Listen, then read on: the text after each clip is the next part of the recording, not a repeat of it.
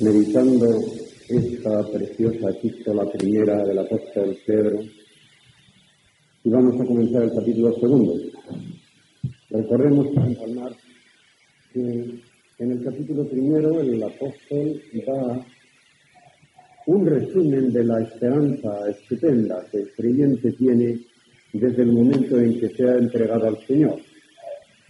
Y le recuerda inmediatamente que este privilegio lo ha tenido para ser llamado a una vida santa, a una vida inmaculada, teniendo en cuenta que ha sido rescatado no con oro y plata, sino con la sangre preciosa del Cordero Inmaculado e incontaminado. Un Cordero que estaba destinado desde antes de la fundación del mundo para ser ofrecido, pero que ahora, en nuestros tiempos, en estos últimos tiempos, ha sido manifestado para vosotros. Va explicando todo el proceso, como ha habido un nuevo nacimiento por medio de la palabra de Dios.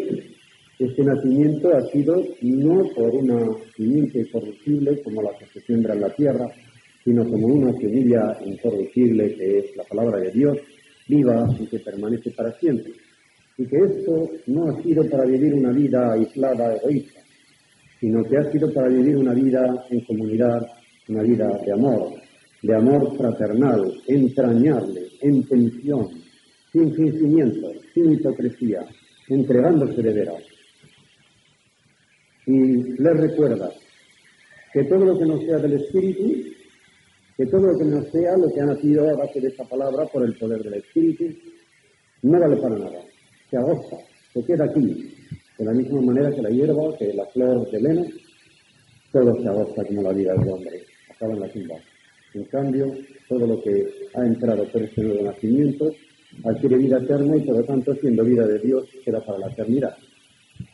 Ahora, en este segundo capítulo, al principio va a dar los mayores privilegios que alcanza el creyente al sobreedificarse sobre esta piedra angular del gran templo de Dios, que es Jesucristo, con los suyos.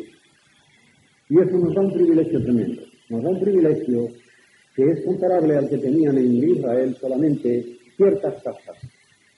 En Israel había un sacerdote, había un reino, había una casta de profetas, pero eran castas aparte. El resto del pueblo eran simples discípulos que tenían que escuchar de los profetas la profecía, de los reyes el imperio, de los sacerdotes la expiación por las culpas en virtud de la expiación que vendría después en el Calvario. Pero Dios ha hecho de nosotros una maravilla tan grande que hoy día en la Iglesia ya no hay castas, sino que cada uno y todos los creyentes somos sacerdotes, reyes y profetas, e incluso, como dice en 1 Corintios 2, jueces también. Y todos ellos ungidos con el Espíritu Santo individual y corporativamente. No lo dice él aquí, pero lo dice Juan en su primera epístola, 2:20 y 27. Vosotros tenéis la unción del Santo, no necesitáis que nadie os enseñe, porque sabéis todas las cosas. Va a poner el énfasis sobre todo en lo que significa estar en Cristo, y lo que es recibirle como piedra de fundación, y lo que es rechazarle. Comienza, por lo tanto, como el apóstol ha hablado de que estamos recién nacidos, va a decir cuál es el alimento del recién nacido. La diferencia que hay en estos dos primeros versículos del capítulo segundo y ciertos versículos del apóstol Pablo y uno de Hebreos es el siguiente. Aquí el apóstol Pedro arranca de un nuevo nacimiento y un recién nacido que conoce que está no solamente vivo, sino sano y que tiene apetito. Desea alimentarse de los pechos de su madre. Y todo aquel que tiene ese apetito y lo manifiesta, dice, ese es salir. Adelante. Ahora bien, una persona recién nacida, que es un bebé, no puede estancarse en esa edad. Tiene que crecer. Y el apóstol en 1 Corintios 1 y luego en 3 se queja de que muchos de ellos están todavía en el estado de bebé. Y dice, yo querría daros ya alimentos sólidos, porque no deberíais ser carnales, no deberíais ser bebés, tendríais que ser ya adultos. Pero no puedo daros alimentos sólidos porque todavía necesitáis leche. Y esto se repite también en hebreo. En hebreo se dice más, porque diciéndose no a una iglesia de gentiles como era Corinto, sino a los hebreos de la dispersión, dice, vosotros deberíais ser maestros. Todo judío debía ser maestro, porque sabían la ley de memoria y podían enseñar a otros. Y un judío converso es el mejor misionero, porque conoce la ley, es convertido al Evangelio y sabe muy bien el contexto en que el Evangelio está escrito. Es un contexto judío. Debería ser maestro, si todavía hay que enseñaros los rudimentos, dice el autor de Hebreos. Pues bien, aquí el apóstol Pablo está arrancando de otra perspectiva. Y primeramente dice lo que significa el renacer en el aspecto negativo y positivo. Al haberos abrazado a Cristo, al haber obedecido al Evangelio, mediante el Espíritu, para un amor fraternal o sentido, habéis dejado atrás ciertas cosas. Cuando San Pablo en Gálatas 5 está hablando de las obras de la carne, enumera 15 y otras más. Una etcétera muy larga. Pero en esos 15 hay cosas que van contra sí mismo, contra Dios, contra el prójimo, etc. Toda clase de pecados están allí enumerados. Y luego vienen en los dos versículos siguientes las obras buenas, o mejor dicho, el fruto del Espíritu Santo, está dividido en tres trechos. Tres y tres. Tres para Dios, tres para uno y tres para el prójimo. Perfecto número. Aquí, fijaos bien, que no voy a hablar más que de una clase de pecados. De pecados que ofenden a lo que he dicho antes, de que hemos sido salvos para un amor fraternal sin hipocresía, para amarnos entrañablemente, para hacer todo lo posible los unos por los otros. Y dice, desechando pues, y donde dice desechando, el original dice dejando aparte, dejando en la cuneta, dejando a un lado, como el que se ha despojado de cosas que le estorba y va a seguir un camino ya derecho. Dejando a un lado, ¿el qué? Toda clase de maldad, que aquí significa en realidad no malicia, sino maldad. Toda clase de maldad, pero orientada en este sentido. Fijaos bien que son pecados contra el prójimo. Primero dice todo engaño. La palabra clásica de engaño siempre dolon. Todo engaño. Y después dice hipocresía, con su propia palabra. Hipocresía. Envidia. Y detracción, catalalía, propiamente significa hablar, está siempre hablando de los demás. No precisamente hablar mal del prójimo, no dice catalalía. La preposición cata en griego significa el mantener una cosa y no soltarla. Siempre lo mismo, siempre bien. De ahí que tenga tanta fuerza, la única vez que sale el verbo anunciar, con este cata, es una mesa del Señor. Cuando dice, cuantas veces comiereis de este pan y bebiereis de esta copa, la muerte del Señor anunció y hasta que venga. Este verbo allí es único, como el Nuevo Testamento. Ni pone anangelo, ni pone angelo, ni pone apangelo, sino cata, como diciendo, este mensaje que dais cuando estéis en la mesa del Señor es como una antorcha olímpica, que hay que agarrarla fuerte y pasarla de mano en mano, pero que no se pierda. Que este mensaje de un Señor muerto por vosotros, hasta que venga, lo llevéis de mano en mano. Es el único momento en que pone cata, con un verbo de anunciar. Pero aquí es catalalía, siempre hablando, sin parar del próximo. Este es lo que significa el original. Esto es lo que se llama detracción. Detracción es una palabra latina que significa quitar. Quitar, en este sentido, quitarle a uno la fama. Ahora bien, la fama se puede quitar a una persona de dos maneras, que se especifican en moral y en derecho de la siguiente manera: o por detracción o por calumnia. Calumniar de una persona una cosa que es falsa. Detraer es decir de una persona una cosa que es verdadera, pero está oculta. Y como cada persona tiene derecho a que no se publique por ahí lo que es oculto. Y esto es lo que significa aquí detracción. Catalalía, él está contándole a otras personas lo que sabéis de una que quizá os lo ha dicho en secreto. Que os ha podido decir, mira, me ha pasado tal cosa con mi mujer, con mi marido, con mi hijo, con mi hija, tal, no lo digas a nadie. No lo digas a nadie, es un secreto que te lo diga en la intimidad. Pero como cada persona tiene su persona íntima con quien dice un secreto, es un secreto a voces, porque te lo digo a ti en la intimidad, y es a ir a otro y diga, aquí te lo digo en la intimidad, no se lo digas a nadie. Y al cabo de pocas semanas todo el pueblo lo sabe, porque todo es en la intimidad, no se lo digas a nadie, no se lo digas a nadie. Y el otro no se lo digas a nadie, no se lo digas a nadie, y catalalía se va manteniendo en el círculo vicioso que todos se enteran. Esa es la detracción que ponemos. Todos estos pecados van directamente contra el amor al prójimo, contra el amar a otros entrañablemente. Que después, ninguna malicia, ningún engaño, ninguna hipocresía, sinceridad en el trato, nada de envidia y nada de detracción, de este hablar. No he enfatizado mucho la envidia, pero, hermanos, es una cosa que se mete sutilmente. La envidia tiene muchas veces visos o calidades, y sin embargo es verdadera envidia. Lo triste es que suele decir que cuando van bien dadas las cosas, tienes amistades, cuando van mal dadas, no las tienes. Pero la psicología del hombre es muy retorcida. Y si os habéis dado cuenta, quizás tenéis más amigos, o por lo menos muchos más que van a dar el pésame cuando tenéis una desgracia, que cuando tenéis una alegría. ¿Por qué? Porque cuando tenéis una desgracia, la persona que os va a dar el pésame se siente en una situación más cómoda que vosotros. Y parece que os va a algo. Pero cuando las cosas vienen bien dadas y os ha salido bien algo, entonces es cuando se suscita la envidia, hasta de los mayores amigos. Yo le voy a dar la enhorabuena que le han dado tal cargo, eso me lo merecía yo. ¿Para qué se lo han dado? De modo que la envidia tiene más fuerza cuando te van bien las cosas que cuando te van mal.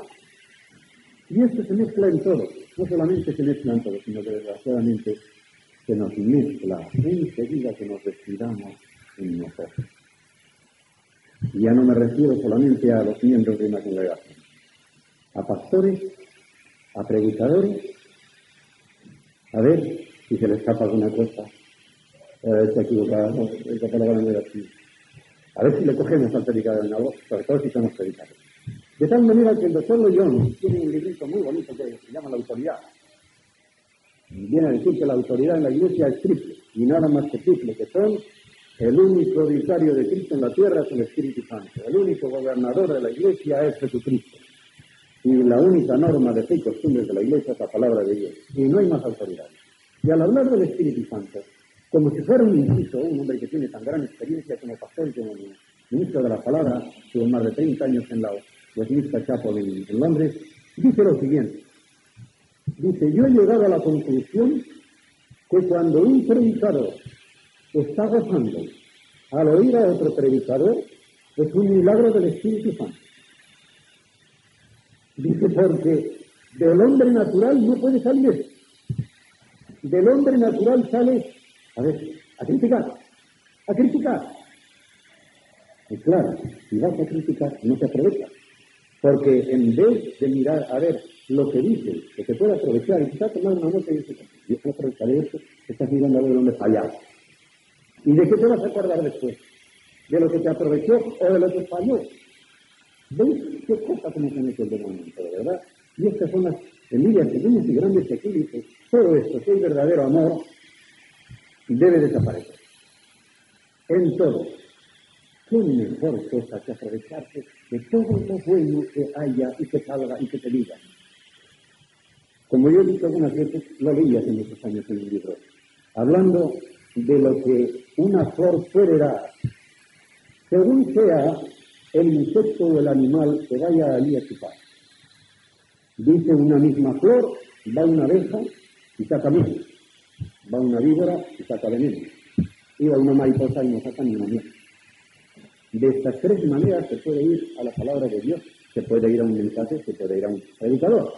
Vas a sacar provecho a todo lo que sea miel, te aprovecharás para ti y te sobrará para otro. Vas como a mariposear de un lado para otro, distrayéndote, que no sacarás ni sin paz. Ahora, vas a sacar crítica, sacarás veneno. Un veneno que lo transportarás, pero que el primero que te va a condenar vas a hacer. A esto que te va a hacer. Cuidado con que se meta cualquier cosa que trastorne el amor. Y después de decir lo que no hay que hacer, desear. ¿Qué vamos a desear?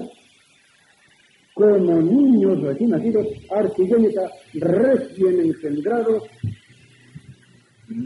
bebés, por si fuera poco el haber dicho en griego recién engendrados, donde dice niños, aquí en nuestra Biblia, dice claramente bebés, breve. ¿Desear qué? Epiposésate.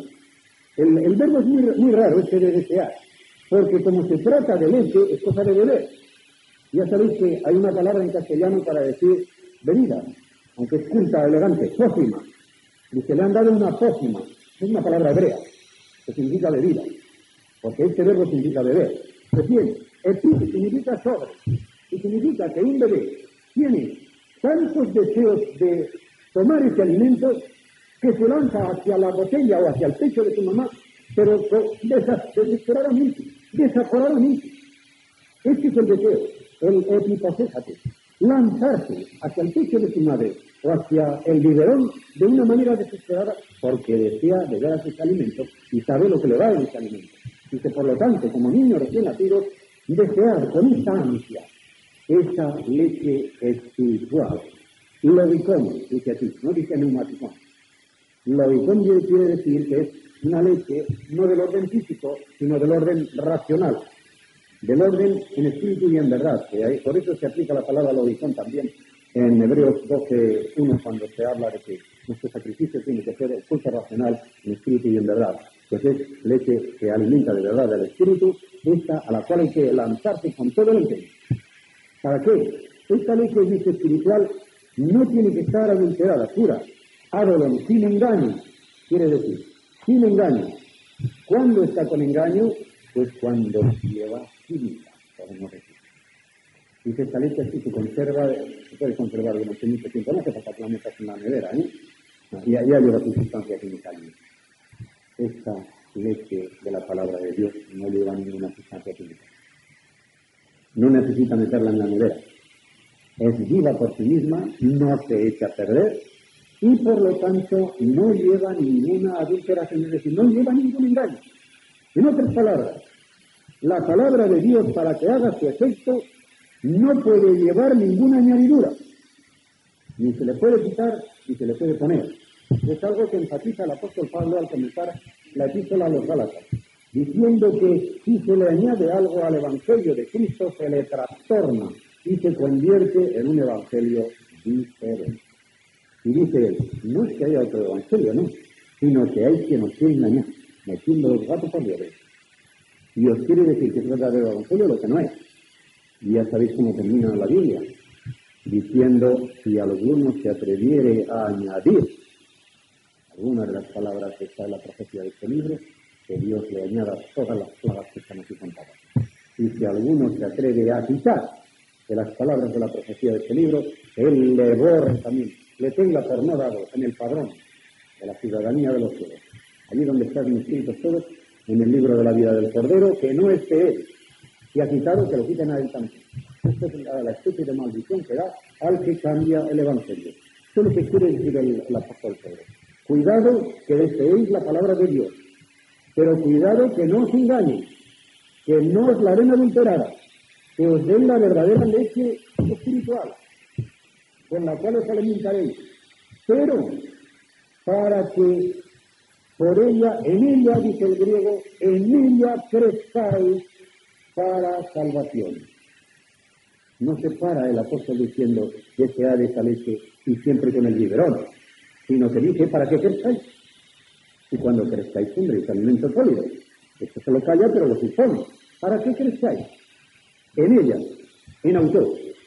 Crezcáis hacia la salvación. La salvación no quiere decir la salvación que hacen sino la salvación final. O sea, el final de la redención de vuestro ser, porque ha habido un progreso espiritual en vuestro espíritu y en vuestra alma, y aunque el cuerpo se va deteriorando, el ser interior se va renovando cada día, y el día en que una persona muere, o si Dios hace que la venida del Señor nos encuentre vivos, seremos transformados, entonces sí, el cuerpo también será glorificado y será el final de la salvación.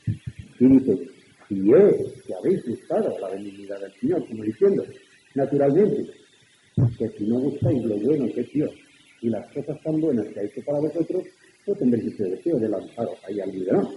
Porque diréis, bueno, para lo que me va a servir. Pero si sabéis, si os habéis dado cuenta por lo que acabo de deciros en el capítulo anterior, de lo bueno que es Dios y de lo mucho que os importan salvados, si es que habéis buscado la bondad de Dios, lo haréis. Y ahora, ¿en qué forma? Esto lo haréis porque viene todo gerundio sobreponiéndose a esto, lo haréis acercándoos a Él. ¿A quién? Al Señor. Fijaos bien, en el Nuevo Testamento no hay más que una sola excepción, en la cual el Señor no significa Jesucristo, sino Dios el Padre. Una sola excepción, y está en los primeros versículos del Evangelio según San Lucas. Hay otra excepción que no es en verdad excepción, que son citas del Antiguo Testamento, en que, a través de los 70, tradujeron Jehová por Kyrios, el Señor. Un argumento estupendísimo contra los testigos de Jehová. Porque cuando los judíos, 200 siglos antes de Jesucristo, 2 siglos antes de Jesucristo, tradujeron del hebreo al griego la Biblia, que conocemos hoy con el nombre de los 70, porque es un número simbólico de los que Ptolomeo buscó para que le tradujeran al griego el hebreo del Antiguo Testamento, pues entonces fueron traduciendo palabra por palabra con el sentido que había de tener el griego. Y esto nos sirve de enlace con el Nuevo Testamento. Ahora bien, ¿cómo tradujeron Jehová? ¿Cómo tradujeron Dios? O sea, Jehová, Elohim significa Dios como rector del universo, Jehová es el Salvador, el Redentor, el que se preocupa de su pueblo. Pues bien, lo curioso es que tradujeron Jehová por Kyrios, y Elohim lo tradujeron por Dios. Así que si hay algún Jehová en el Nuevo Testamento, es precisamente Jesús. Es precisamente Jesús. Porque fijaos bien, a mí me ha pasado hablando con los testigos de Jehová. El último argumento con el que una señora que se las sabía todas me dijo que ella no entraba por ahí, es que la palabra Dios era un puro título, y que donde estaba la esencia de Dios era en la palabra Jehová. 70 y Génesis 2:8. Allí está Jehová, Elohim, colocó a Adán en el huerto del Edén. Plantó un huerto en Edén y le colocó allí. Porque el versículo anterior, donde dice en esta Biblia Jehová Dios, es falso. Allí dice Jehová, pero no dice Dios. O sea que lo nombra solo una vez. Pero en el versículo 8 sí, lo nombra dos veces. Y voy a ver los grados en los griegos, o los hebreos. Los hebreos no son nacidos naturalmente porque era 200 años antes de Jesucristo. Y veo que dice, o Kyrios, o Theos, y voy a estar. Y quien escribe en el Nuevo Testamento. Jesucristo. Siempre Jesucristo es el Señor. Tanto que sí, que cuando Pablo, en 1 Corintios 12, nos da, para mí, el mejor testimonio trinitario que hay en los versículos 4, 5 y 6, y pone al Padre en último lugar, porque está empezando por los dones espirituales, e invierte el orden. Versículo 4, el Espíritu Santo, versículo 5, el Hijo, y versículo 6, el Padre. Al Padre le pone la energía, es decir, toda la fuerza sale del Padre, pasa por medio del Hijo, por el ministerio del Hijo, y termina en el Espíritu Santo, que es el que hace el regalo de todas las dádivas de Dios, el trabajador de Dios. Pues bien, ¿quién es el que está en medio? Dice el versículo 4, hay diversidad de dones, pero uno solo es el Espíritu. Y bien, el Espíritu será los dones, porque es el amor. Hay diversidad de ministerios, pero uno es el Señor. Ya está, Jesús. Hay diversidad de operaciones, pero uno es Dios, el que obra todo en todo, el Padre. Operaciones, energía, y dice allí energía. De modo que el que da toda la fuerza es el Padre, tiene que pasar todo por el Hijo, el Señor, y tiene que terminar en el Espíritu Santo, que nos lo aplicará. Luego el Señor es Jesucristo, y así lo dice bien claro, porque la piedra viva, que es el fundamento de la Iglesia, no es el Padre ni es el Espíritu Santo, es el Señor, Jesucristo. De ahí que inmediatamente que dice que habéis gustado, qué bueno es el Señor, eso es lo que dice el original. Que habéis gustado cuán bueno es el Señor, acercándoos a Él, piedra viva. Luego veremos que no solamente es una piedra viva, sino que es la piedra principal del ángulo. Piedra viva, desechada ciertamente por los hombres. ¿Con qué amargura? Diría Pedro, un judío, 100%. ¿Con qué amargura? Diría él. desechada por los hombres. ¿Qué hombres fueron los que la desecharon? Lo dice Juan 30 años después. A los suyos vino y los suyos no la recibieron. ¿Quiénes eran los suyos? Los de su tierra, sus paisanos, los judíos, de Jerusalén precisamente. Un judío de Judea rechazado por sus paisanos de Judea, porque si algunos se convirtieron, el número de los 120 que había en el aposento alto, la mayoría inmensa eran de arriba, de Galilea, de Judea, con los retos y nomás que podían encontrar. Qué cosa tan triste para él. Y desechada quiere decir aquí lo siguiente: desestimada como inútil. Aquí hay un verbo que cuando está en simple, sin componer, significa pasar un examen. Pasar un examen. Pasas el examen, dócimo. No pasas el examen, adóptimo. Pero esto es más que no pasar el examen. No solamente es suspenso, es reprobado. No es que a uno le suspendan y le digan, vuelve para septiembre a ver si lo haces mejor. No, es decirle, a usted no lo quiero en el colegio, márchese a casa porque no sirve para nada. Ese es el verbo que hay. Márchese porque no sirve para nada. De modo que los judíos, teniendo a Elías y Mesías, a su Salvador, no lo reconocen, quieren edificar sobre arena en vez de edificar sobre piedra, sobre roca viva, no lo reconocen como roca viva, y dicen, no nos sirve para edificar nuestra casa. Que se vaya, fuera con él. Porque le dijeron a Pilato, crucifícale, fuera con él, no lo queremos. Caiga su sangre sobre nosotros y sobre nuestros hijos. De modo que desechada ciertamente por los hombres, pero para Dios escogida valiosa. No dice escogida y preciosa como dice nuestra Biblia. Dice escogida como de mucho valor. Escogida como de mucho valor. Habiendo sido rechazada, pero para Dios escogida como de mucho valor. No añade el y dice, y también vosotros, como piedras vivas. Él es piedra viva, vosotros también. ¿Por qué? Porque Él es el fundamento del nuevo templo de Dios. Dios ya no quiere templos de piedras muertas, quiere templos de piedras vivas. Por eso, cuando hablamos de nuestras capillas, no les llamamos templos. ¿Por qué? Porque el templo sois vosotros. Dios no quiere habitar ya en piedras sagradas, no hay piedras sagradas. Esto es un lugar de reunión donde los hijos de Dios se reúnen confortablemente, porque hay suficientes bancos para sentarse, a oír la palabra de Dios, etc. Pero el edificio no tiene nada de sagrado. Aquí no ha venido ningún cura ni ningún obispo con alisopo echando agua bendita, o ungiéndolo con aceite para que diga, consagrado, cuidado del que aquí haga cualquier fechoría o vierta sangre ajena, desecrado, a cerrarlo. Esto es lo que se hacen los que se hacen.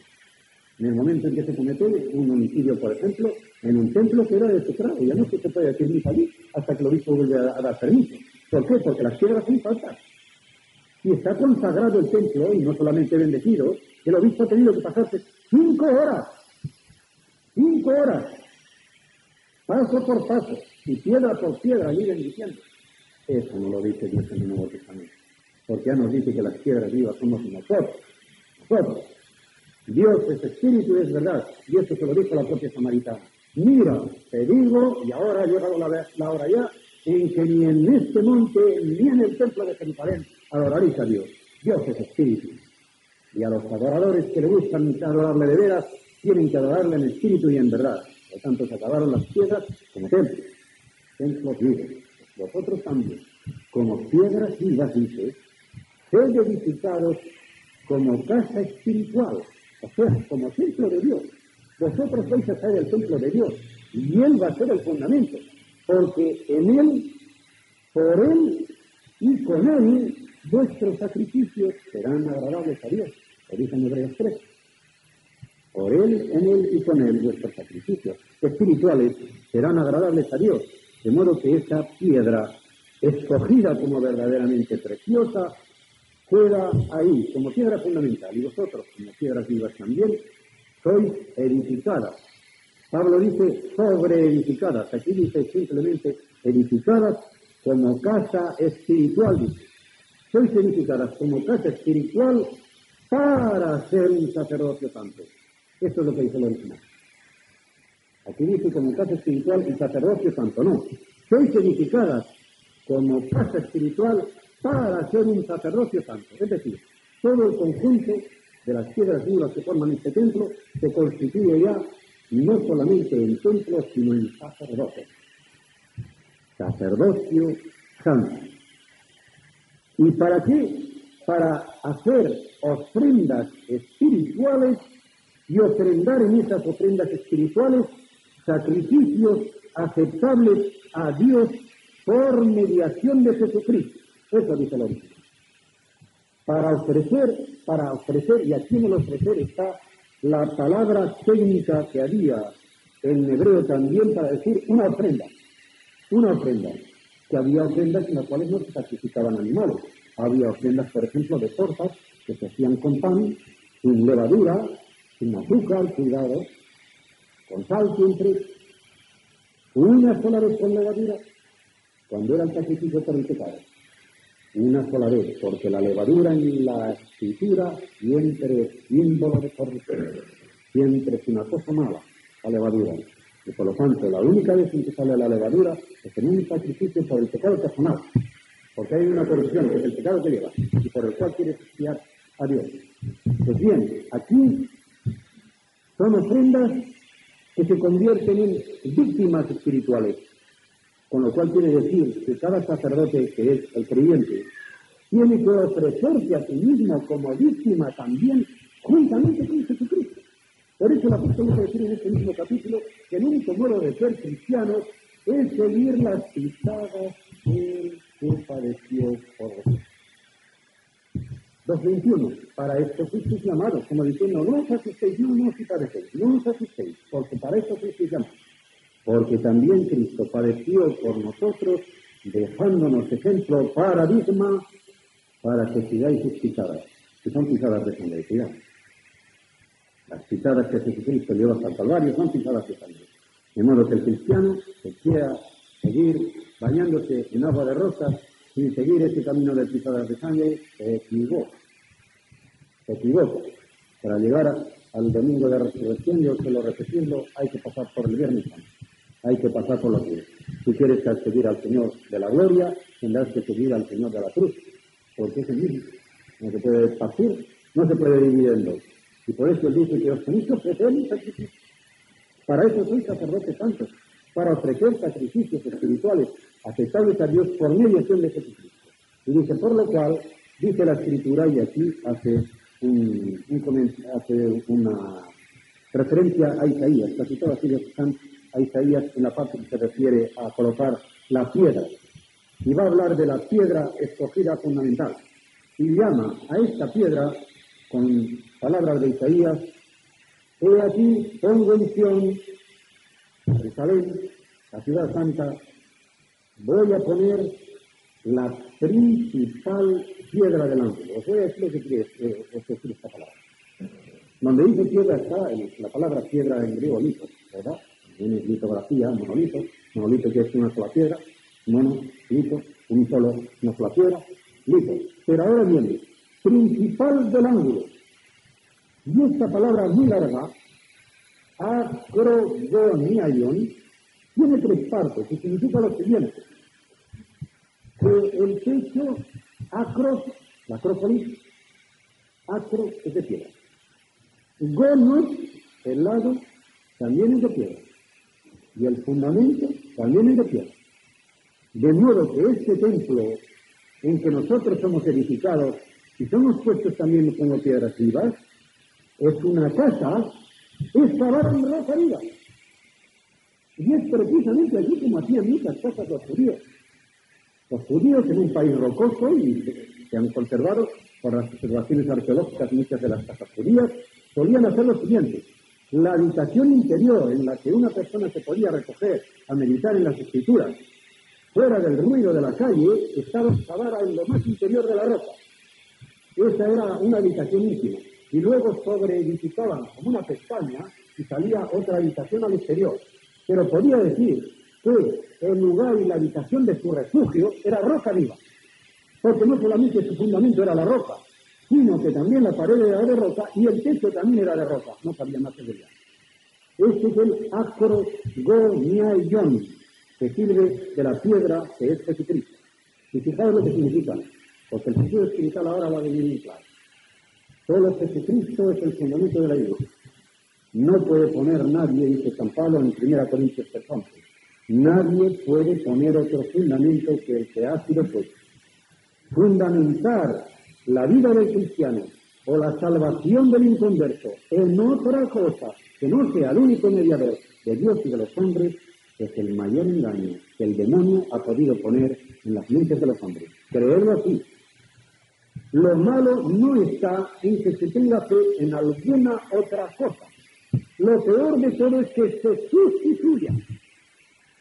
En que se sustituya. De modo que cuando habléis, por ejemplo, con una persona que os diga, mire, a mí no me venga usted con Jesucristo, está muy lejos. Yo tengo una madre, a mí lo que tengo devoción es la Virgen. Ustedes no creen en la Virgen, ¿verdad? Tenéis que responder, se equivoca usted, creemos más que usted. ¿Cómo? No. Sí, más que usted y mejor que usted, porque creemos lo que dice la palabra de Dios de la Virgen. Y dice cosas muy buenas, no lo que creemos más que usted. Porque usted cree cosas que no son las que hay aquí. Creemos más que usted. Ahora, ¿quién es el mediador de Dios y de los hombres? ¿Cuál es el fundamento de la Iglesia? Solamente Jesucristo. Porque si la Virgen fue creyente y tuvo a su Salvador, y lo creemos, y la admiramos, y también le damos alabanza por ello, como la misma palabra de Dios nos dice, y ella dijo, todas las generaciones me llamarán bienaventuradas. ¿Qué mujer de Judea tuvo el privilegio de ser la madre del Redentor? Ese es un privilegio, sí que la alabamos, pero ella tuvo que ser edificada sobre esa ciudad también. Ella no fue fundamento, sino sobre edificada. Y ella tuvo su Salvador, necesita ser salva. Eso es natural. No hay más que un Salvador. No hay más que un solo mediador entre Dios y los hombres. Y todo lo demás es engaño. Ahora bien, si uno cree verdaderamente que este Jesucristo es el Redentor, que es el único Salvador de los hombres, que es el único mediador entre Dios y los hombres, y tiene cierta devoción sentimental, si la conciencia y la lectura de la palabra de Dios no le convencen de eso, puede estar todavía en el camino de la salvación. Dios le seguirá iluminando. Pero si sustituye, eso es la perdición. Eso es la perdición. Lo que no se puede es sustituir. Eso de ninguna manera. Se podrá tener cierta clase de devoción, cierta clase de amor, ¿verdad? Pero no se puede sustituir. Bien. Espero que no haya nadie que se ofenda de esto aquí. Es palabra de Dios. Y ahora dice, de modo que es el único fundamento, pero es también la pared. ¿Y qué quiere decir que es la pared? El gono. Quiere decir que cuando un albañil hace una pared de una casa y quiere que le salga derecha, pone una plomada para que el lado de la pared salga completamente recto. Y aquel muro esté bien seguro, porque no se va a bandear de un lado a otro. Cae aplomada sobre el fundamento. Esto es lo que significa esto. De modo que la segunda parte de esta palabra significa que la norma de la rectitud de la Iglesia la da esa piedad fundamental que es Jesucristo. El único gobernador y el único legislador de la Iglesia. No solamente el fundamento de la salvación. No solamente nuestro Salvador, sino nuestro único legislador. Y luego, nuestra única cúpula. No hay nadie que pueda ponerte en la cima de la Iglesia para decir, aquí mando yo. Desde esta altura yo voy a dar órdenes. No, tú no puedes ser techo, porque el techo también es la roca. También el acro es esa piedra. ¿Cuánto tesoro encierra solamente esta palabrita o palabra larga que aquí ponen y que la repite Pablo en Efesios 2:21? Vuelve a decir la misma palabra en griego que está diciendo aquí Pedro, acrogoniaion. Una piedra que sirve a la vez de fundamento, de pared y de techo. ¿Qué cosa tan estupenda? ¿Qué seguro se encuentra un hombre? ¿Qué segura se encuentra una persona en una casa toda ella de rosa? Y que no solamente el fundamento, sino que la piedra, la pared toda de una pieza y luego el techo no se le puede hundir, es de la misma piedra. Este es el que está. Por eso dice, He aquí pongo en Sion esa piedra principal del ángulo, escogida preciosa, y el que creyere en ella no quedará avergonzado. Como diciendo, el que tenga fe y se refugie en esa roca, que puede ir con la cara alta por la vida, que no se quedará en la cuneta, que no se le derrumbará la casa, que por mucho vendaval que haya, aunque vengan los ríos, que vengan las inundaciones, que soplen los vientos, no se quedará a la intemperie, no navegará a la deriva, podrá marchar por la vida con la cara alta de que sé a quién he creído y que es capaz de conservar mi depósito hasta aquel día, lo que decía el apóstol Pablo. Puede ir uno con seguridad. Y por eso él avanza y dice, para vosotros pues, los que creéis, para vosotros los creyentes, él es precioso. Mejor dicho, el original no dice él es precioso. Para vosotros los creyentes es el honor. Para vosotros los creyentes es el gran privilegio, el honor de tener esa casa que nos falla. Esto es el que dice. No él es precioso para vosotros, sino él es vuestro honor. Pero para los que no creen, fijaos bien, los que no creen en el Nuevo Testamento no son los que no creen porque no han oído el Evangelio, sino los que se resisten a creer. El incrédulo condenado en el Evangelio no es el que, no sabiendo nada de Cristo, no da su palabra a Cristo, sino el que escucha la palabra y el mensaje de Cristo y no quiere creer en él, porque el que no ve esa piedra, ¿cómo va a pensar en rechazarla o en escogerla? Aquí se trata de una piedra que Dios ha puesto delante de todos para que sirva o de edificación o de tropiezo. El que la quiere y cree que esta puede ser su seguridad, ahí está, para que se edifique sobre ella y tenga seguridad en ella y no marche avergonzado por la vida y tenga seguridad de salvación. El que la rechace y diga como los que la rechazaron para no edificar su casa, fuera de aquí, no lo queremos, al suplicio con él. Hay para eso. Para eso, la piedra que los edificadores desecharon ha venido sí a ser la cabeza del ángulo, pero ha venido a ser piedra de tropiezo y roca que hace caer. Jesucristo mismo lo dijo, dirigiéndose a los fariseos que una y otra vez rechazaban, les dijo, el que caiga sobre esta piedra se hará pedazos, y aquel sobre quien la piedra caiga se hará añicos. Porque una persona que va por un precipicio y va a caer sobre el acantilado en terreno rocoso, podemos decir en un lenguaje vulgar en Aragón, se hace tortilla, salta en pedazos. Pero si una piedra fuerte cae sobre él, es todavía más. No solamente se hace pedazos, se hace migas. Se hace migas cuando cae sobre él, y esto es lo que viene aquí. Dice, y esto le pasa porque tropiezan en la palabra siendo desobedientes. No quieren aceptar a Cristo, no quieren edificarse sobre esa roca, pues esa roca está extendida del monte y los va a aplastar. O hay que creerla para bien, o habrá que sufrirla para mal. Todo esto es el lenguaje que aquí viene sacándose precisamente del Antiguo Testamento. Son varias citas de Isaías, y la última de ellas es de 8, 14, 15, es un pasaje muy notorio, porque en este pasaje Isaías está enfrentándose con un pueblo que desconfía de Jehová como su piedra de seguridad y quiere hacer una confederación para librarse de los dos reinos que vienen de arriba. E Isaías les dice, ¿cómo es esto? Y vosotros queréis hacer otra confederación para luchar con la confederación del norte. ¿Es que no hay Dios en Israel? ¿Necesitáis otro brazo? Dice, yo no quiero confederación, me basta con mi Dios. Santificad a vuestro Señor, el Dios de los ejércitos, y a Él solo teméis. Sea a Él solo vuestro temor. Como diciendo, no teméis a ningún enemigo, ni queréis hacer coaliciones para vencer a ese enemigo. Con Dios os basta. Con Dios os basta. Y precisamente de ahí está tomado. De todo ese contexto, que termina diciendo, a la ley y al testimonio, si os hablaren de otra manera, es que no les ha amanecido. Dentro de ese contexto está la piedra de tropiezo y la roca que hace caer. tropiezo y caer están de distinta manera en el original, pero vienen a decir más o menos lo mismo. En el versículo 8 dice, esta piedra es para caer, prosómatos, y piedra de escándalo.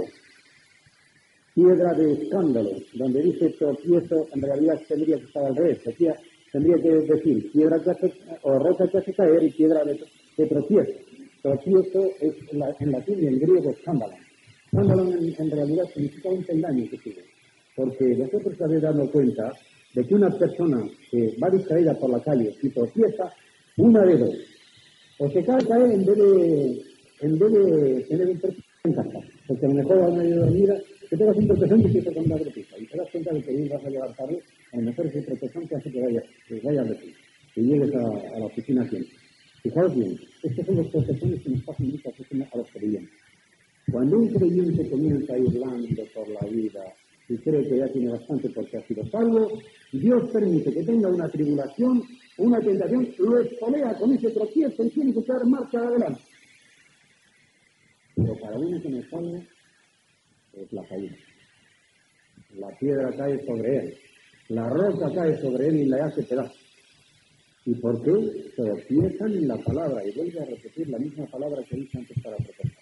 Tropiezan en la palabra. Luego hay una frase muy difícil, porque nuestras Biblias, a pesar de todo el esfuerzo que han hecho, han traducido bastante mal. A mí muchas veces la gente se me pone algo así porque estoy diciendo siempre que la Biblia está mal traducida.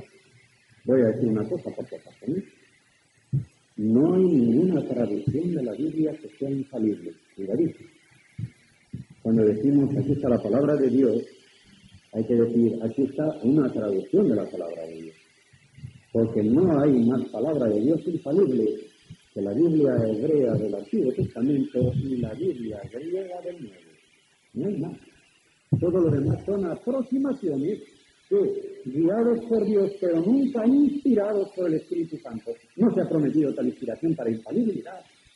Los hombres de Dios han tratado de acercarse lo más posible a otros, lo cual es una tarea de gigantes y, como digo, en realidad imposible, porque no hay lenguaje que traduzca propiamente a otros. Siempre hay que darle un poco de vuelta, siempre hay que acomodarlo. Ahora bien, hay que procurar que el sentido que las palabras tienen cuando las dirigimos a la gente responda al concepto que tenían según les inspiró Dios a los escritores sagrados. De modo que cuanto más cada generación, esta es mi opinión y creo que está bien avalada, cuanto más en cada generación los hombres de Dios procuren apropiar el lenguaje de la única Biblia al lenguaje que se está hablando aquí y ahora, mejor se entenderá la palabra de Dios. Así que yo alabo todos los esfuerzos que se hagan por ir mejorando traducciones o que se parezcan mejor. Aquí dice que fueron destinados ¿a qué? A tropezar en la palabra. Tan mala idea tenía Dios que los había destinado a que estuvieran tropezando. Si lo enfocamos de esta manera, destinar, que es el verbo oísto, poner en el horizonte una línea divisoria, diría, vamos a ver si me lo dice el griego. A ver si me lo dice el griego. No me lo dice así. El griego me dice que se han colocado en esta dirección. Ay, Dios mío, qué pasó. Entonces que no le echen la culpa a Dios. Que no le echen la culpa a Dios. Lo que el original griego me dice, que estos individuos se habían empedernido, se habían encerrado en esta decisión de oponerse a Jesucristo, de tropezar en la palabra, de que lo que se les dice para bien se les convierte en mal, se les da un mensaje que puede ser salvación y todavía se les convierte en más veneno porque resisten más, se han colocado a sí mismos en una posición de tropiezo. No es que Dios los haya destinado a esto. Están colocados en una posición de tropiezo. Cuidado. Es el versículo 8 y dice al final, proscoptus intologo apeisuntes, desobedeciendo a la palabra tropiezan, hacia lo cual también se habían colocado. El verbo sí significa colocar, no significa destinar. Este verbo sale en Juan 13 y 14, cuando Y en 15 también, al final de todo aquello sobre el fruto, la vid y los pámpanos, cuando dice el Señor, os he puesto para que le deis fruto y vuestro fruto permanezca. El verbo que él es el verbo que es. El mismísimo verbo. Los he puesto. Pues aquí dice, se han puesto. Estos individuos se han puesto. Han querido ponerse en contra de la palabra y no tienen más remedio que trocar. Pero no es porque estuvieran destinados a eso. No es porque estuvieran destinados a eso. Yo no sé si les llevo a traducir porque en la edición crítica que tengo aquí no hay ninguna variante. A veces pasa que un manuscrito ha puesto un verbo, otro ha puesto otro. Y consideran qué importancia tiene la cantidad de manuscritos que dicen uno u otro, comparan, sacan el porcentaje y dicen que creemos que tiene más valor el horizonte que el 60. Pero resulta que aquí no hay variante. La única palabra que pone es esta. Y por lo tanto no puede ser otra traducción más que puesto, se habían puesto en esa dirección. Téfeton, hacia la cual dirección ellos verdaderamente se habían colocado. Téfeton, se habían puesto. Y dice, pero vosotros. Ellos se habían colocado en una dirección falsa, pero vosotros, gracias a Dios, habéis sido colocados no solamente en una dirección buena, sino que habéis sido escogido linaje. ¿Qué quiere decir linaje escogido? Este versículo es el más importante de todo este pasaje, porque en él se nos dice que el verdadero creyente es rey, sacerdote, profeta, entra dentro del pueblo escogido de Dios. Si era gentil, ahora ya es del pueblo. Si antes era rechazado, ya no lo es. Su misión es proclamar esto mismo a todos, las maravillas de ese Dios que le ha sacado a él de las tinieblas a la luz para que lo proclame también. Todo esto está en el versículo 9. De modo que dice, pero vosotros sois una raza elegida, dice el original. Sois una raza elegida, cosa que era solamente de Israel antes. Raza elegida, sacerdocio regio. Nuestras Biblias dicen real sacerdocio. La palabra real en castellano tiene una desventaja muy grande. ¿Sabéis por qué? Porque puede significar real en oposición a ideal o ficticio, puede significar que pertenece a los reyes. Pero en el diccionario hay otra palabra que no admite confusión y es regio. Si uno dice que le ha hecho un regalo regio, no tiene ya vuelta de hoja. Es un regalo digno de reyes. Pero si dice, ha sido un regalo real, verdadero, real. No tiene una cosa que no tenía valor, es una cosa real. Pues bien, aquí real sacerdocio quiere decir que es un sacerdocio de reyes, que son sacerdotes y reyes a la vez. Y era un basilicón. Esto es lo que pone aquí. Basileion hieratema, un sacerdocio regio, una nación santa. Estas dos palabras para un judío eran una paradoja insalvable. ¿Sabéis por qué? La palabra que pone por nación es etnos, la gente, los malditos, los perros. O sea, la división, la línea divisoria clara en Israel era la siguiente. De una parte, para la derecha, el pueblo, el pueblo escogido de Dios. De la otra parte, la gente, goim, en hebreo, los malditos, los perros se les llamaban también. Y los perros se les llamaban en dos sentidos. Sodomitas, olvidemos esto, que era el pecado mayor que tenían los gentiles y del cual acusa en Romanos 1 el apóstol Pablo como el vicio mayor que tenían los gentiles, homosexuales. La Biblia los llama en ese sentido perros, pero hay otra razón. Y es que el perro es el que tiene que estar solamente al servicio del amo, puede ser fiel, pero le da puntapiés en el pie porque al fin y al cabo no es uno de la casa, no es de la familia, es un animal. Y recordáis cuando la única vez que Jesucristo en su vida mortal salió de los límites de Palestina, del pueblo escogido, y salió a los límites de Tiro y Sidón, se encontró con una mujer cananeo. O sea, ellos vivían en una tierra, y así lo dijo ella. Y le dice Jesucristo, los apóstoles le pedían que lo viera. A la vez, sácala de una vez, sácala, que viene molestándonos bastante. Que sácala. Y él fallando. Sácala, fíjate que me molesta. Señor, te pido por mi hija, mírate mi hija, mírate. Y ya Jesús le habla en esta forma porque él se había comprometido, lo dice en el Evangelio, a no predicar el Evangelio sino a las ovejas del pueblo de Israel. Él había venido a predicar el Evangelio de Israel y quería hacer de él Israel entero un pueblo de misioneros, para que cuando él se marchara, la gran comisión que recibiera a esta iglesia de israelitas fueran los grandes misioneros entre los gentiles. Pero él mismo tenía que indoctrinar y meterles bien en la cabeza a los israelitas cuál era el verdadero evangelio. Porque ¿qué sacaba con salir a predicar a las naciones si dejaba después a su pueblo mal adoctrinado? No sacaba nada. Tenía primeramente que enseñar el evangelio bien a los suyos y hacer los suyos misioneros. Y le dice Jesucristo, mira hijo, no está bien el quitar el pan a los hijos para echárselo a los perros. Y ella, con la sabiduría que ya le había dado el Espíritu Santo, le dice, muy bien dicho, Señor, pero también los perrillos comen de las migajas que caen de la mesa de los amos. Nunca he visto una fe tan grande. Anda, hijo. Tu hija está sanada. Como diciendo, hay una migaja, y vaya migaja, para los perros, pero admite la palabra.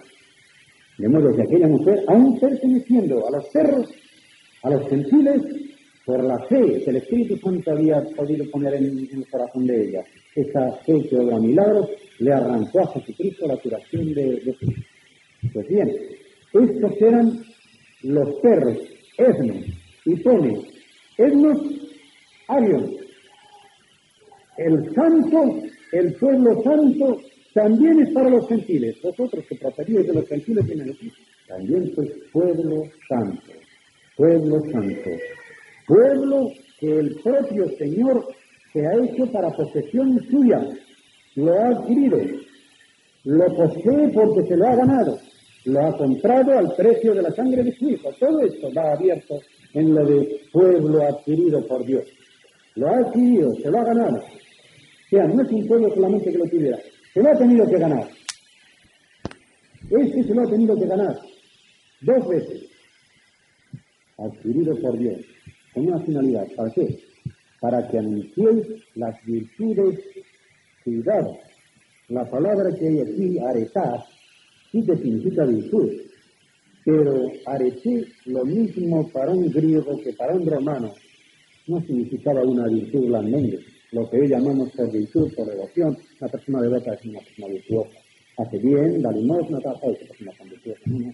Valiente. Eso es lo que significaba. La virtud para un griego y para un romano es que fuera un soldado que fuera valiente. Y el soldado que era cobarde no era virtuoso, era virtuoso. Porque era lo que le caracterizaba. Por lo tanto, lo que en realidad significa que tenéis que anunciar las maravillas, las cosas tan maravillosas que Dios ha hecho con vosotros, llamándoos de las tinieblas a su luz admirable. Angelente, ¿veis? Otro verbo, anunciar, pero con una preposición diferente a las que suele salir en el Evangelio. Que significa salir. Vais a salir a anunciar, misioneros, y vais a anunciar que de las tinieblas a vosotros os llamó, aquí está, en el griego, hacia la luz de él admirable, hacia su luz admirable.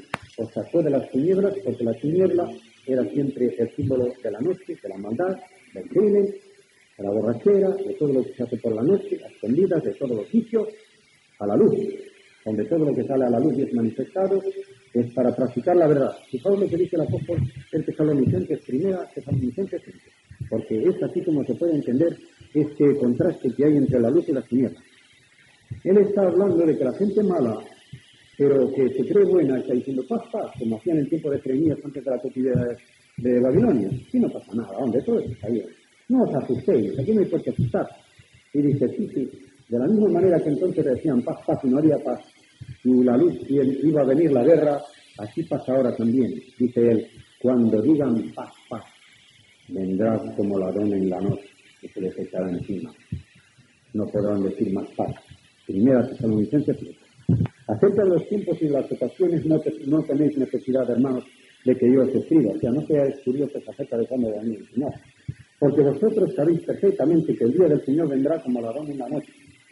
Y cuando digan la gente, mundo, los inconversos, paz y seguridad, entonces vendrá sobre ellos destrucción repentina como los dolores a la mujer encinta. Un día antes, ¿cuándo va a dar a luz? Ya parece que esto está cerca. Pero no puede decir mañana ni pasado. Pero vienen los dolores, es que está cerca. Eso es lo que quiero decir. Solamente cuando tengan los dolores verán que vienen. Pero entonces no hay escape.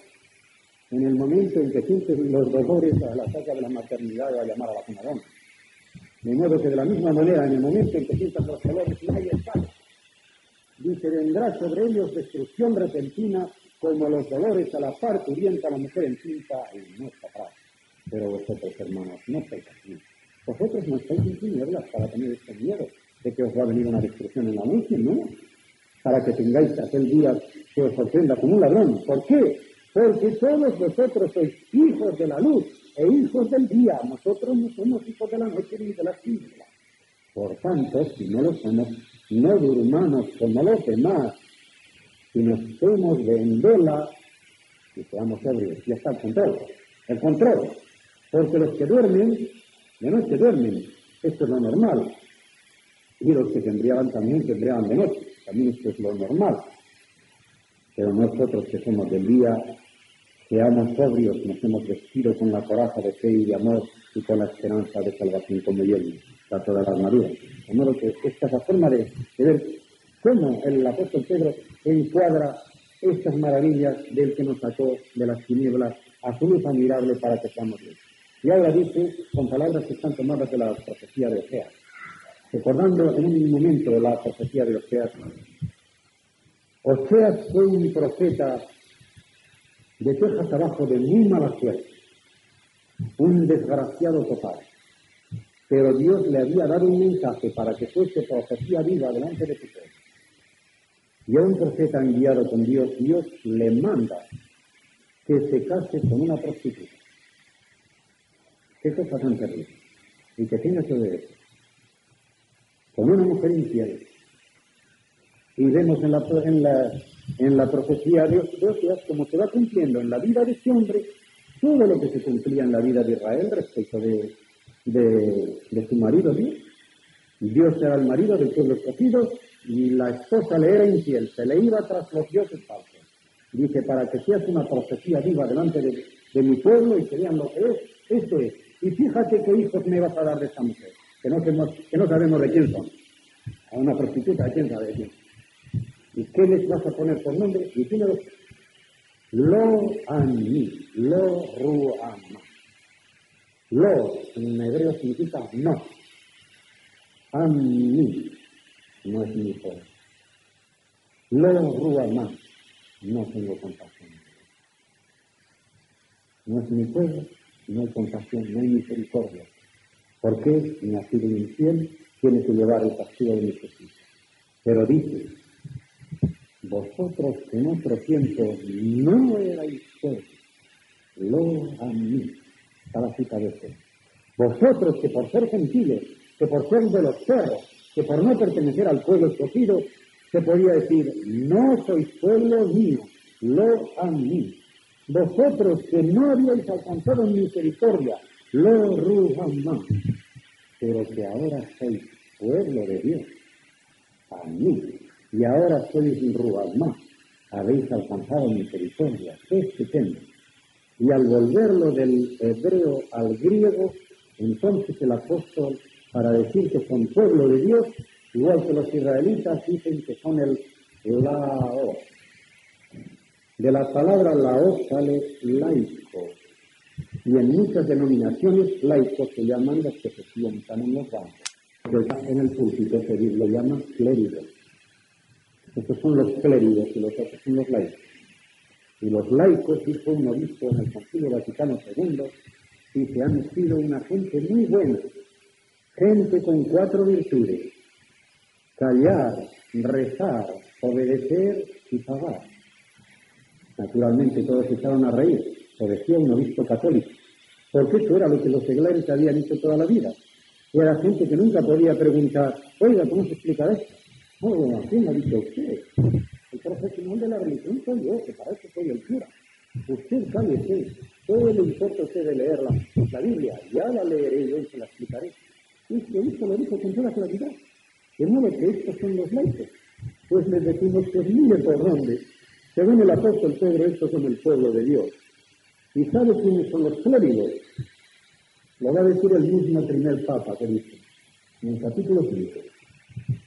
Apacentad la grey de Dios que está entre vosotros, cuidando de ella, no por fuerza sino voluntariamente, no por ganancia deshonesta sino con ánimo pronto, no como teniendo señorío sobre los que están a vuestro cuidado. ¿Sabéis qué palabra pone así en el griego? Los que están a vuestro cuidado, sobre los clérigos. De modo que vosotros sois los clérigos. Todos los que están en el pueblo de Dios son clérigos porque son la herencia de Dios, que se quiere decir clérigos. Los que son la herencia de Dios, y los que son la herencia de Dios son el pueblo de Dios, porque eso son el lote que le es encomendado a los pastores. De modo que si fuéramos a sacar las cosas un poquitín de quicio, podríamos decir que los únicos que no son clérigos son los que subimos a la plataforma. Si pusiéramos las cosas ya en un terreno agudo. De modo que no hay tal clerecía, no hay tal distinción entre clérigos y laicos. Clérigo es el que pertenece a la herencia de Dios, el que recibirá la herencia de Dios. De esta forma el apóstol Pedro anima a los creyentes una vez que dice las maravillas que Dios ha hecho con nosotros. Animados, sois el pueblo de Dios. Todos vosotros sois sacerdotes, profetas, reyes. Habéis sido hechos misioneros para que proclaméis por ahí las maravillas que Dios ha hecho con vosotros y que podáis decirle a la gente, lo que hice conmigo, lo puede hacer contigo. Tú puedes ser también un rey, un sacerdote y un profeta. Piedra viva sobreedificada sobre esa roca y marchar por la vida sin avergonzarse, sin bajar la cabeza, sin tener que decir ante le vas a que perdone, ¿qué es usted? Ay Dios, y yo protestante. Nos llaman protestantes, algo soy evangélico. Y avergonzarse. No va a avergonzar. Con la cara muy alta, porque somos sacerdotes, reyes y profetas. Y no necesitamos que nadie nos enseñe. Y que nos diga alguien, vaya si usted a la iglesia de la y el cura de aquel explicado lo que quiere decir aquello. Porque todos sabemos que tenemos el Espíritu de Dios que les interpreta la Escritura, pues aquello quiere decir.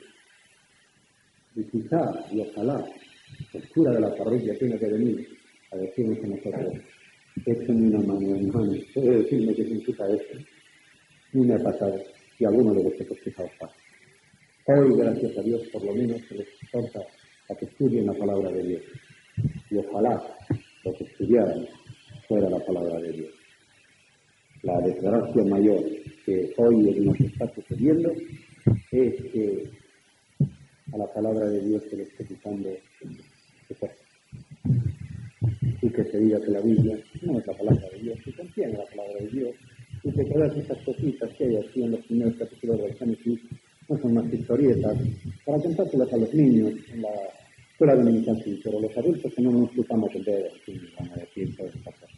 Esto es lo que se dice hoy. En lados llamados protestantes, entre comillas, y por seguro entre los católicos progresistas. Por eso no se puede ir a ninguna cosa.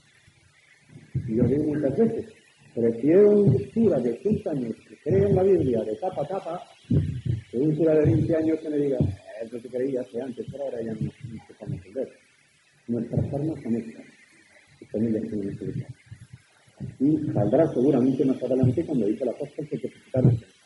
Pero desde ahora, cuando el apóstol Pedro dice que tenéis que presentar defensa, pero pregunte una razón, allí no quiere decir que os vais a enzarzar en argumentos, sino que vais a dar una razón, fijaos en lo que dice. No dice de vuestra fe, de vuestra fe, de vuestra fe. Porque a la gente hoy día los credos les importan muy poco. Y vienen a decir, con todos tenemos el mismo Dios. Usted cree una cosa, yo creo otra, ¿qué importa eso? Pero lo que sí te preguntarán es, ¿qué te pasa a ti que no vienes conmigo al parque? ¿En qué esperas? Yo espero en algo, espero en mi dinero, espero en mi cuenta corriente, espero en mi amigo, espero en el que me dará una recomendación, espero en tal, espero en eso. ¿En qué espera usted? Eso es lo que nos piden, razón de nuestra esperanza. Y eso es lo que les choca, que no tengamos esperanzas materiales y que estemos poniendo nuestras esperanzas en algo que no se ve. Pero esa es la verdadera fe. La certeza de las cosas que esperamos, argumento convincente de las cosas que no se ven. La definición que viene de San Pedro. Y que el Señor hace que en nosotros se grabe bien esta idea, podemos marchar contentos, satisfechos, orgullosos por la vida, de que Dios nos ha dado este don privilegio, de sacarnos de las tinieblas a la luz, y de lo que antes no veíamos, no entendíamos, e incluso quizá muchos de nosotros decíamos, para que queremos un libro tan grande, y no se entiende, que decimos, el que quiera hacer la voluntad de mi Padre, conocerá, y la doctrina es de Dios, o yo me la estoy inventando. Pero de la misma manera, el que se entregue a Jesucristo le dará el poder del Espíritu, y a lo que Dios entenderá. Día a día irá entendiendo más y más de todo lo que necesita para la curación y para ir creciendo en el Espíritu, para ir alimentándose y para tener seguridad en todo lo que haga en su vida. El Señor se haga eso en todos y cada uno de nosotros. Para la gloria de su nombre, en el nombre de Jesús.